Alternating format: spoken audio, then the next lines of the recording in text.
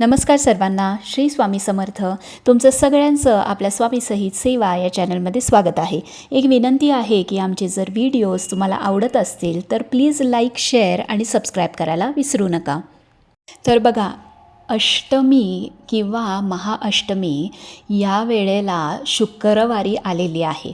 या दिवशी बऱ्याच जणांचा महाअष्टमीचा उपवाससुद्धा असतो. बघा, नवरात्राच्या प्रत्येक दिवसाला आई दुर्गेच्या वेगवेगळ्या रूपाची आपण पूजा करतो. यात कुमारी, पार्वती आणि काली रूपाचे सुद्धा पूजन केले जाते आणि त्याचं महत्त्व खूप आहे.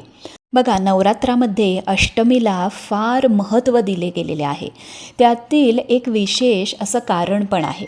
या दिवशी महागौरीच्या रूपाची पूजा केली जाते. ह्या रूपात महागौरी खूप निरागस दिसते. या दिवशी देवीचे 2 हात आशीर्वाद देण्याच्या मुद्रेत असतात. 2 हात त्रिशूळ आणि डमरू धारण करतात.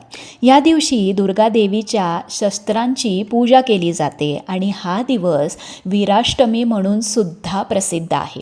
ह्या दिवशी दुर्गा कवच किंवा दुर्गा चालीसा ह्याचं पठणसुद्धा केले जाते.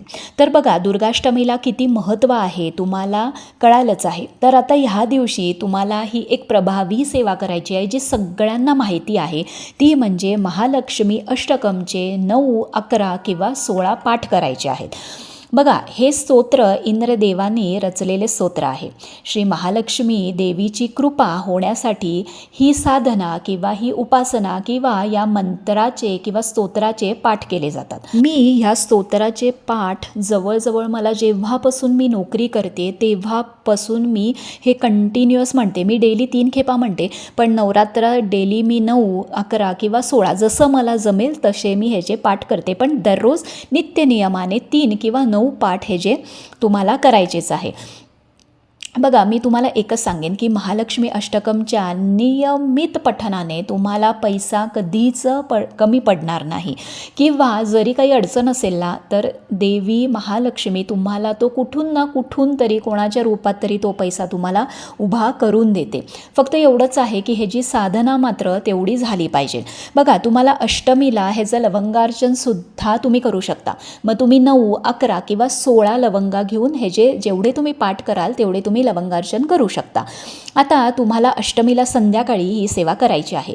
तुम्ही अष्टमीला महालक्ष्मी अष्टकमचे 9, 11 किंवा 16 पाठ तुम्हाला करायचं आहे. त्याचबरोबर लवंगार्चनसुद्धा तुम्ही करू शकता.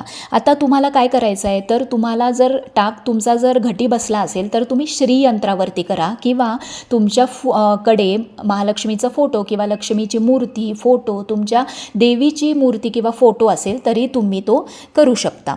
आता बघा, तुम्ही काय करायचं आहे, महालक्ष्मी अष्टकम जेव्हा तुम्ही सुरू करणार आहे तेव्हा तुम्ही देवीला संकल्प करायचा आहे की आपण काय आज 9 पाठ करणार आहे, 11 पाठ करणार आहे किंवा 16 पाठ करणार आहे.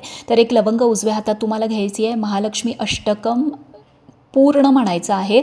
फलश्रुती नाही म्हणायचे तुम्हाला. 8व्या ओवीपर्यंत किंवा श्लोकापर्यंत तुम्हाला म्हणायचं आहे. नमस्तेस्तु महामाये श्रीपीठे सूरपूजिते शंखचक्र गदा हस्ते महालक्ष्मी नमोस्तुते.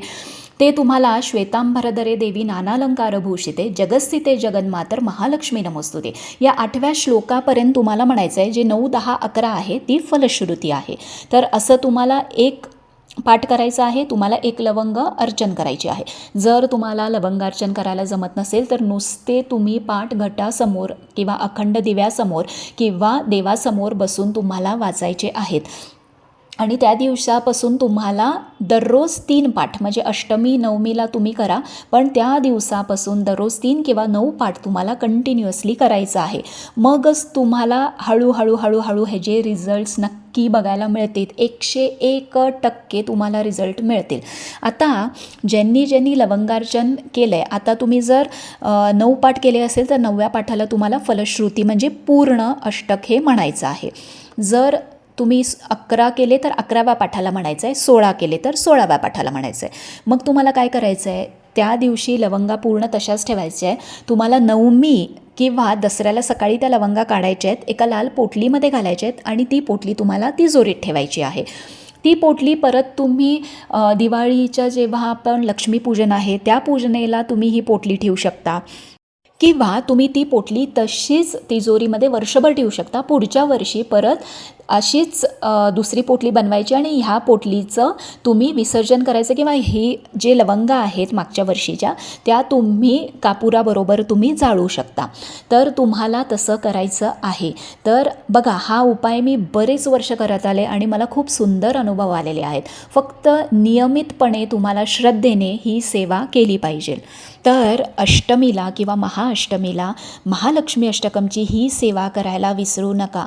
तुम्हाला लवंगार्चन करायला जमत नाही तर नुसतं महालक्ष्मी अष्टकमचं पठण तुम्ही करू शकता.